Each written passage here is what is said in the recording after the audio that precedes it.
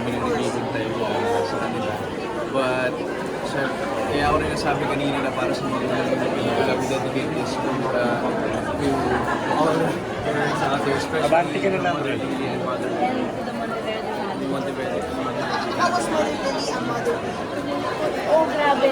Naramdaman ko yun being a regal baby then myself. And ilang beses na sa alaga, sa pagiging president niya. And gano'n lang siya Yeah, I was, Kaya nga, hindi marami naman ko may camera narinig dun. stories about Mother Lily and Mother and sa generation namin, I think, sa mas yung isang tao na severe na sa mga movies, time and time again, sa mga movies nila. So we really thank Vega for this opportunity, especially Love Child. Kaya, we dedicate this to them. And actually guys, congratulations also what do you want of course now? And yun na, dahil bittersweet, the show must go on. Kasi mga ganito magkakataon, it just goes to show how much we value the audiences of cinema. And what do you want to impart to them when they see Love Child? This is a message, a love letter to all the parents out there.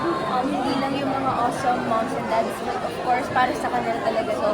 This is para for their voices to be heard, their stories, na marinig ng mas marami at malaman yung bukod sa struggles, yung love na meron sila, yung unconditional love na meron sila. And The ultimate goal of the movie is for parents, awesome moms, parents to feel seen and heard. yes, And we want for this movie to reach more people. Kasi gusto namin, not just the struggles, pero i-empower yung, i-highlight yung, unconditional love nila, yung sacrifices nila, yung strength nila, in the middle of adversities, yung lahat ng nilalaban nila. So, nakakatuwa, nandiyan yung parents ko kanina. So, before nag-start yung movie, I wanted to really, parang, sabi ko, gusto suklito sa lahat ng sakripisyo nila sa amin. So parang emotional ako pero sabi ko yun yung goal ko talaga before i-play si Paolo. So yun lang. So I was lucky to do this movie with my special someone. So it's Naiyak na si Jade. sobrang sobrang laking blessing sa akin itong Love Child. Isa po sa mga pinag-play namin. And parang sobrang swerte ko lang na kaming dalawa yung nagpipili ng Ayla Araw. And sobrang malapit sa amin itong kwento na to, itong team na to, the Regal family and Southern Mountain family. Sobrang grabe yung attachment ko sa project na to. Kaya nagpapasalamat talaga. Parang anak ko na mismo si Ali. grabe. Parang anak niya. Yes. Yes! Aaron! And ayaw din namin lumayo sa sabi namin kay Direk Jonathan. Since this is really their story, it's a love letter to Oyen sa anak niya. Sabi namin, ayaw namin mawala yung mensahe. And that is for the awesome mom out there to have a connection to this material. And, congratulate themselves kasi they've been doing so much for their children and para sa inyo talaga. Kasi niya sa couple, Lapit mo na rin, Brad. Because of the movie, ano ba, encouraging ba ang pagpapamilya sa'yo as what you know after making the film? Actually, yung sinabi namin, nag-shoot kami ng 15 days. And that alone, it wasn't easy. Pero ang dami namin tutunan about unconditional love, about sacrifices. Families love. Diba? As long as meron kang support system.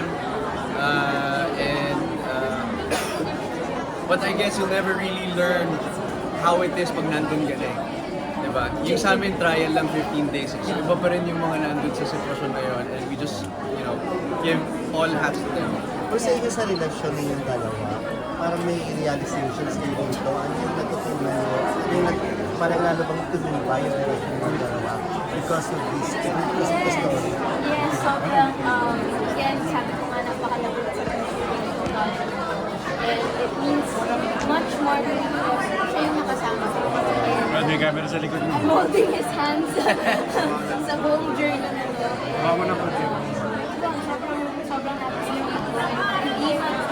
Hindi magiging kompleto si Ayla kung kasi kompleto.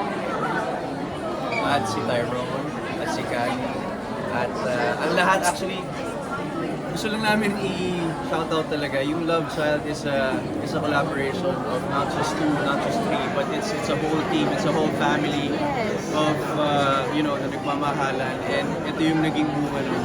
So, nagpapasalamat kami sa buong team ng Love Child.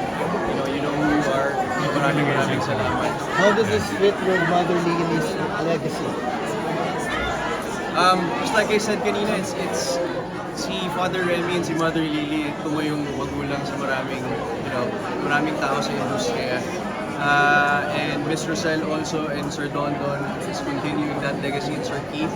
So it's just really a love letter to all the parents. Not just in the industry but for everyone. Paano yung plano niyo in the future? May anong dala yung leksyon dito? At kung, of course, siguro may napaplano na rin mga ito pag-uusapan niyo. Siguro, yun ay hindi siya minamadali.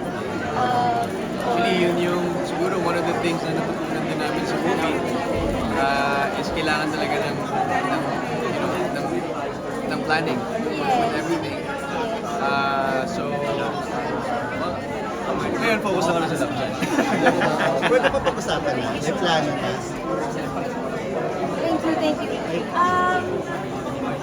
Sobrang nakasuporta kami kasi sa isa't isa sa trabaho and sobrang proud ako sa kanya sa lahat ng mga na-achieve niya, lahat ng mga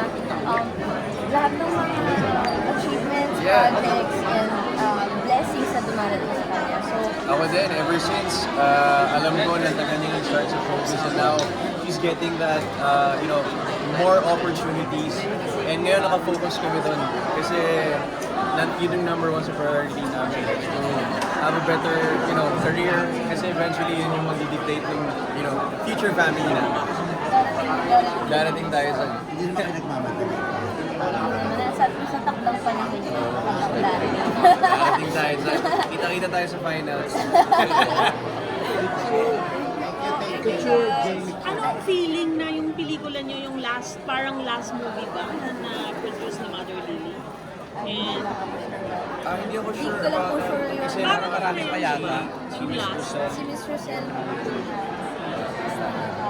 Pero anong feeling na yung, before she passed away, yung talagang makabuluhang movie nyo ang O yung parang the one she sinowing ngayon. produced. Yeah, Oo. ito yung movie na Yeah, sinasabi very niya. timely kasi it's all about parents eh, di ba? Yes. And madaming beses namin nakausap si Miss Rosel before watching the movie and sinasabi niya may mga eksena na, tumatago sa puso niya, yung pinapanood nilang editing, yung paggawa ng post-prod. So, hindi ko alam kung ano, like, I can only imagine the loss that they're going through right now. But I hope somehow yung love of a parent will somehow reach her, and not just her, not just Miss Rosel, but the whole Monteverde family. Pero sa movie ito parang Ipapalabas siya sa festival. Wala pa po kami alam, Hindi nakafocus ko po po kami sa... ina-advise pero depende po, hopefully sana mag-manifest. And like you said, ang pinaka-goal namin is for more people to watch this para mas makabuha tayo ng... Mas marami pa ang makarinig ng kwento nila, mas marami pa yung makarinig ng boses nila. Kasi alam nyo, Kasi para sa kanila, yung trailer natin alone was like reach many people, many parents na nagsasabi sila ng mga experiences nila. So yun yung goal namin, mas marami pang makanood at mas marami pang makarelate doon sa pelikula. I think